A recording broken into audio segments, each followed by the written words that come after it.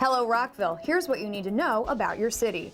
We take a look back at some of the best of rec and parks and police, preview the upcoming general session in Annapolis, and find out about a very special preschool program. All that and more in this January edition of Rockville's 11. We wanted to take a look back at some of the city highlights for 2011, and this is coming in at our number 11 story. This past year, the city released the draft plan for Rockville's Pike Envision a Great Place. The plan targets a 2.2-mile stretch of the Rockville Pike corridor from Richard Montgomery Drive to Boo Avenue. The vision is to strengthen the Pike as a destination and make it a more attractive mixed-use area for cars, bicycles, and pedestrians. The Planning Commission has held 13 work sessions on the draft plan in 2011, and it's the result of more than 3 years of work by citizens, other stakeholders, city staff, and the Pike Plan consulting firms. Work on the plan that will be proposed for adoption will continue in 2012. The plan can be found at rockvillemd.gov/Rockville'sPike. The city's historic pump house was rededicated in January to celebrate the building's renovation. The East Rockville Pump House was built in 1897 to provide clean water and electricity to the community. After it was no longer used to pump water, the building served as the city's first senior center and was designated as a historic resource in 2005. The most recent renovation of the pump house modernized the building so that it can be continued to be used as a community center and gathering place. The EPA recognized Rockville for efforts to upgrade its aging water treatment plant in 2011. Rockville received the honor for its commitment to sustainable public health protection.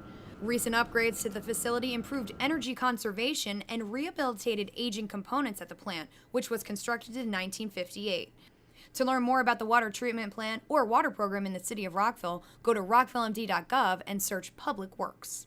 We're taking another look back, this time for the Department of Recreation and Parks, for our number 10 story.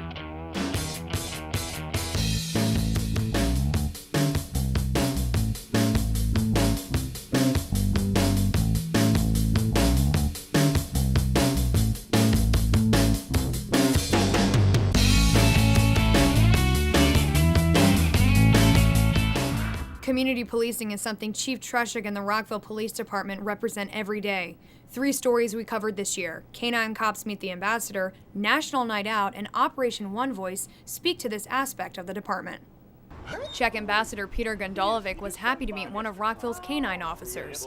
He was in Rockville to receive a certificate of appreciation from the city, recognizing the special relationship between Rockville and the Czech Republic. The relationship, of course, is now based on the dogs, which may sound quite surprising for your community, but I think that it may not be the end of our relationship. We certainly may find many other opportunities for learning about each other. Corporal Heath Marshall and Canine Officer Boomer, along with Corporal Dickerson and Rocco, make up the city's canine unit. Our canine unit started approximately 7 years ago when Corporal Dickerson obtained the first dog, Rocco, who was from the Czech Republic. And about 3.5, almost 4 years ago, we picked up our second dog, Boomer, which I have, also from the Czech Republic. And since then, we've been going strong. His dog is patrol and narcotics trained, and Boomer is trained for patrol and explosives. We obviously are pretty active at night. We do a lot of work where the guys, you know, it may not be a huge find or a huge bust of drugs, but anytime we find somebody out here, it's a time where the officers may have, but it would have either taken them a lot longer or they may not have found them at all. So, you know, and it keeps them out of harm's way. And I mean, obviously, anytime we can get any type of drugs off the street and out of our community, that's a good thing too. Good boy. McGruff the Crime Dog was the star of the show at Rockville's annual National Night Out event. It's a party that takes place across the city, one that Police Chief Terry Treshik looks forward to every year. It's an event that's of great importance to the community because it gets the community out talking with one another. It gets police officers and elected officials out to talk with the community, to talk about the good and the bad, and what's going on, mostly the good. The Rockville City Police were on hand to give Mark Holbert, a Green Beret wounded in battle in Afghanistan, a hand-crank bike. This bike was the same model he used to travel 200 miles from Gettysburg to D.C. in the American Odyssey Relay. We just want to say thank you for everything you've done, and we're just proud to be part of presenting this to you. Thank you. I appreciate it very much. Thank you. Rockville Police Chief Terry Treshik was honored to extend a token of the city's gratitude to Sergeant First Class Mark Holpert. It's actually really wonderful to see the local community giving support to wounded soldiers and helping to adjust the wounded soldier back into to local, normal life again. Rockville City Police pride themselves on keeping the residents and visitors of Rockville safe. 3 stories we covered this year represent how the department is looking out for you on the road through Rockville 11's coverage of Toward Zero Deaths, the license plate scanner story, and Maryland's distracted driving law. You'll be able to tell the police officers if a car is wanted somewhere, if the person who drives the car is wanted. It'll tell you if there's revoked or suspended licenses or if the registration belongs on that vehicle. This is the technology that runs the license plate readers. It runs in the background looking for numbers and letters to see who's out of line. What it actually does is takes 2 pictures of any vehicle you pass. It's a wide picture, and then it zooms in on what it perceives as being a tag. So if it passes a sign, it will show up here in this area as a license plate, and it'll run that against the list. That's very dangerous. Distracted driving, not just cell phones, is a big cause of accidents, and at least with this legislation, we can take care of the cell phone and the texting issue. Rockville City Police Sergeant Andy Crawford thinks Maryland's more stringent cell phone law will make a difference on the road. So what does the law say now exactly? Text messaging is prohibited for all drivers, handheld cell phone use is banned for all drivers with fines between $40 and $100, and drivers under the age of 18 and drivers with learner's permits are prohibited from using cell phones, including hands-free. You can talk on hands-free devices, but you can't hold anything in your hand. No texting, emails, or Facebooking. One story we've been covering all year is the construction of the new state-of-the-art police headquarters, taking the place of the historic old post office right in downtown Rockville. How are things progressing with the construction of the new police headquarters? I think it's phenomenal. As you go up there and look at it day to day, you see it going from nothing on the ground to the second building being built. The tunnel that's going to connect the 2 buildings has been put into place. It really looks good, and I think by this time next year, we're possibly going to be in the building. The District 17 delegation met recently with Rockville's mayor and council to give a preview of the upcoming general session in Annapolis. We have that story for our number 8 slot. Let me just very briefly say that this is going to be another stressful legislative session with respect to the budget. That's the report Rockville's mayor and council heard from Delegate Barve and the District 17 delegation. What I perceive is we received a healthy dose of lowering of expectations for this upcoming session regarding our 4 legislative priorities. I appreciate the honesty. In addition to talk about the tight budget climate, the delegation also addressed the 3 city legislative priorities for 2012, which include restoration of highway user revenues, statewide stormwater management legislation, and legislation to allow non-sworn officers to sign off on speed camera violations. We spoke to the members of the delegation after the meeting to get their reaction on their presentation. The U.S. economy is still in a recession, and we're only slowly recovering. I mean, as a business person myself, I do sense the recovery. It is happening, but not as quickly as we would want. And while it's fortunate that Maryland is doing better than the rest of the country, it's still not as good as we would want. And so it's going to result in very hard budgetary problems for the state, for the county, and for the city. I think it's important for people here to realize how much state employees, how much the state has done to try to cut down on their costs, and the state employees have really taken a hit.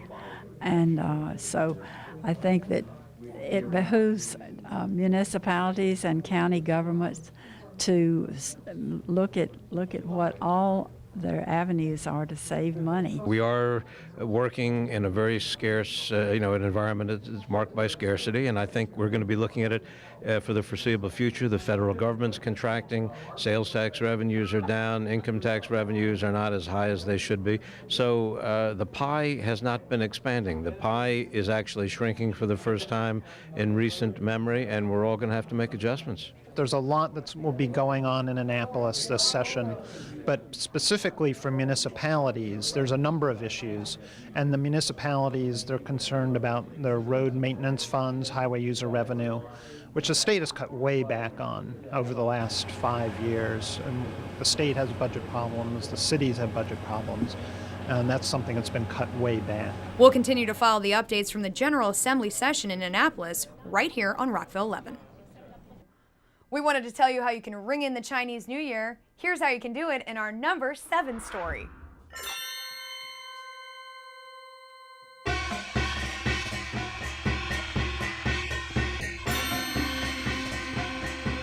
Rockville's annual Lunar New Year celebration is happening at Rockville High School on Friday, February 3rd at 7 p.m. The event is free and open to the public, and 2012 happens to be the Year of the Dragon. The celebration is now in its 4th year and it continues to grow every year. Light appetizers will be provided before the program at 6:15. The program will include music and dance performances representing many of Rockville's different Asian cultures. The Lunar New Year celebration is sponsored by the Mayor and Council and the Asian Pacific American Task Force. For more information about this event, call Janet Kelly, Asian Pacific American Task Force Liaison, at 240-314-8316 or go to rockvillemd.gov/events. The city runs a very special preschool program called Montrose Discovery. We talked to some longtime teachers to find out more about the program for our number 6 story.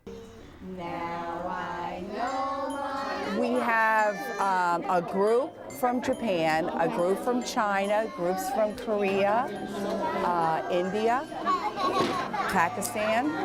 So there's quite a diversified group of children here. And this program especially is extra interesting in that it's multicultural. There's so much going on with each child in terms of learning about a new culture and learning a new language, and just the coming together of various traditions and ideas, and the fact that so many people who visit our country want to enroll their children in an American preschool where they will learn a lot of the traditions of our culture, because many of our themes center around seasons and special times of the year and special holidays that are celebrated in all different cultures. So that just became a mini United Nations in a sense, where we could share different things that we all know, and especially just observing an interest that other people from other countries have in learning about America. We like to say that we focus on each child becoming competent in physical, emotional, social, creative, and cognitive areas. And so we have lots of different projects that address all of those things. And those types of activities encourage a child when they are developing to become ready for kindergarten and for other learning. But emotional development is really important, because this is the first time children are leaving their parents and they're coming together in a group of children where at home they may have been able to have most of the things that they want whenever they want it. When they come into an environment like this, they're leaving their parents and they have to start learning how to get along with other children and to share with other children. So a lot of that's happening, along with different activities that help the child learn how to use their small muscles and to learn how to start recognizing letters and numbers, and just through play and through a creative environment that we set up for the children, we try to have them have the opportunity to do lots of different things where they can enjoy and expand their knowledge and discover. I think the name is very appropriate, because they do discover lots of new ideas that they can explore in this classroom. We have a great program here for people to enjoy, and I think it's a very excellent preschool experience, individualized for each child that comes here. To learn more about the Montrose Discovery Preschool program, go online to rockvillemd.gov/recreation/preschool. There you can find rate information and flexible schedules for working parents. The Rockville City Police are ready to take the plunge for Special Olympics Maryland. We find out more in our number 5 story. Officer Chris Day of the Rockville City Police is ready to take the plunge right in the Chesapeake Bay to raise money for Special Olympics Maryland. The first year the city did it was 3 years ago, and it was a snowstorm. Water wasn't too cold. The next year the water was freezing. It was more freezing than the snowstorm. So it's a fun time. You come out and your hands turn to ice. So it's one of those things that you just got to deal with. Officer Day says giving back to the community through this charity and others is what police work is all about. We have the athletes to participate in the Special Olympics that live inside the corporate city limits, and it's good to put a name and a face to police officers while we do this. we're not all out here writing tickets, locking up bad guys all the time. That's our job, but we got to, give back to the community saying, hey, we're participating in this, and this is what we do. And with the fundraisers that we do with the raffle tickets of the motorcycle, the T-shirt sales, anything we can try to help out with the Special Olympics, we just want to show the community that we're actually giving back also at this point. If people want to help out and make a donation, what should they do? They can go to www.plungemd.com, and then they can type Rockville City Police Department. That's our team name, and then they can make a team donation that way. We're just trying to raise anywhere from $1,000 to $2,000 this year to give back to the Special Olympics to help out for the plunge to add our money into the pot, since it is one of the largest polar bear plunges in the world. Some local 5th graders decided to get into the holiday spirit and donate money and stuffed animals to the Rockville City Police to help Special Olympics Maryland. Here's the story for our number 4 slot.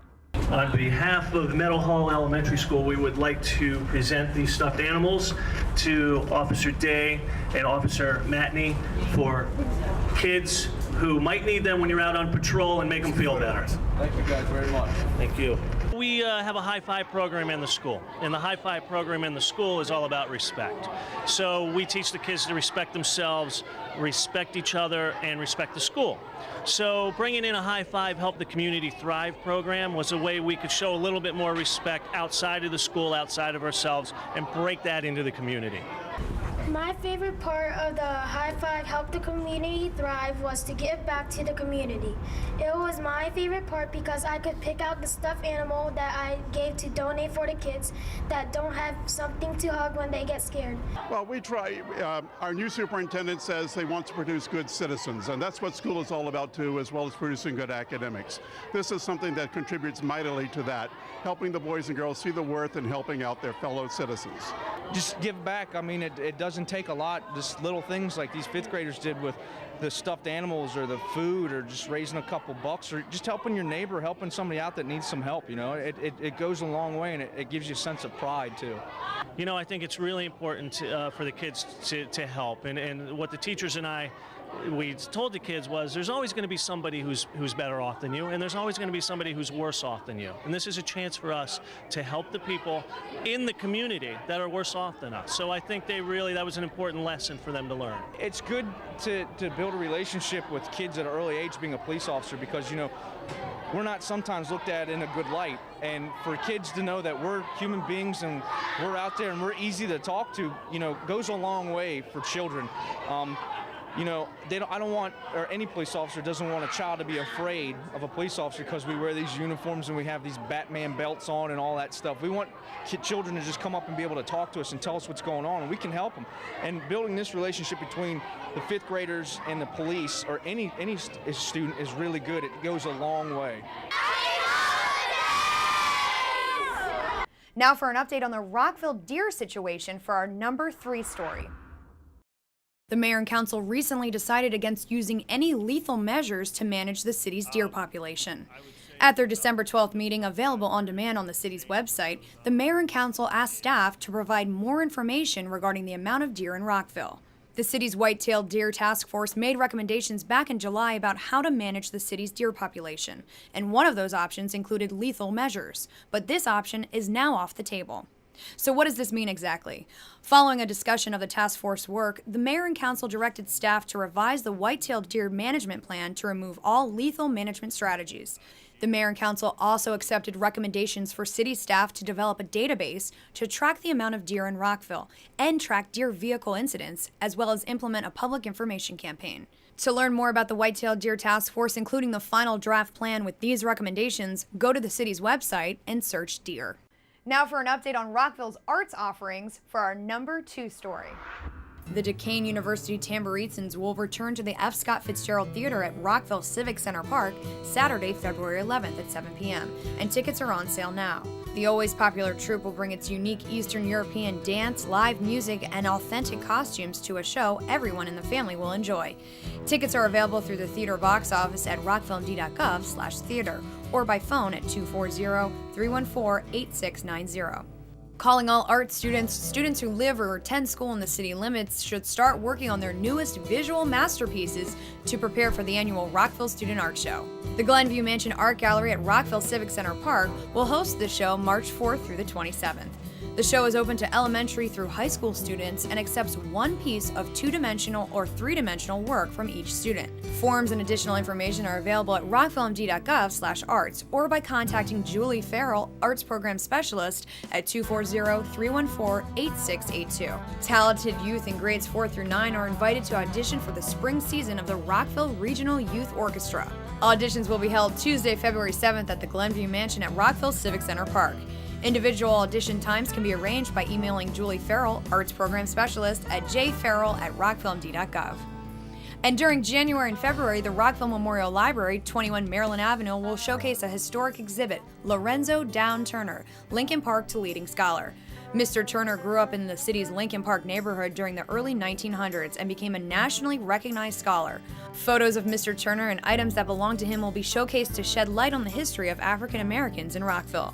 The exhibit will be displayed in the lobby of the library and open to the public during normal business hours. You can stay up to speed on everything arts and entertainment by checking the city's website at rockvillemd.gov and looking at the city's calendar of events. We wanted to give you some updates in our regular feature we're calling Quick Hits for our #1 story.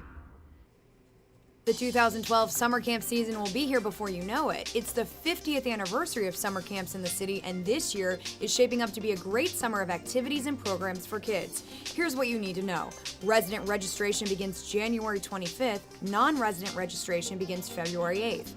Rockville's summer camp season officially starts June 18th.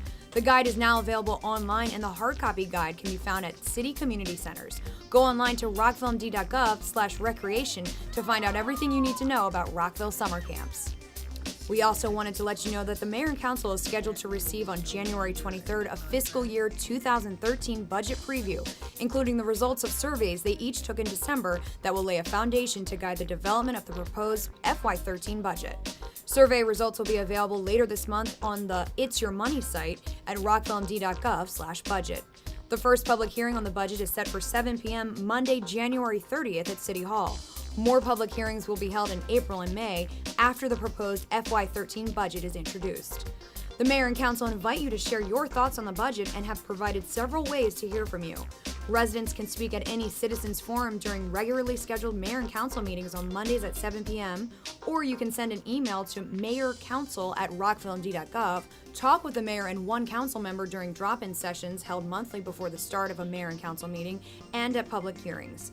To learn more about the current budget and the budget process, go to rockvillemd.gov/government/budget. Well, that's it for this edition of Rockville's 11. I'm your host, Bridget Breuer. You can follow us on Twitter at Rockville11 or find us on YouTube at City of Rockville altogether. Thanks so much for watching. We'll see you next month.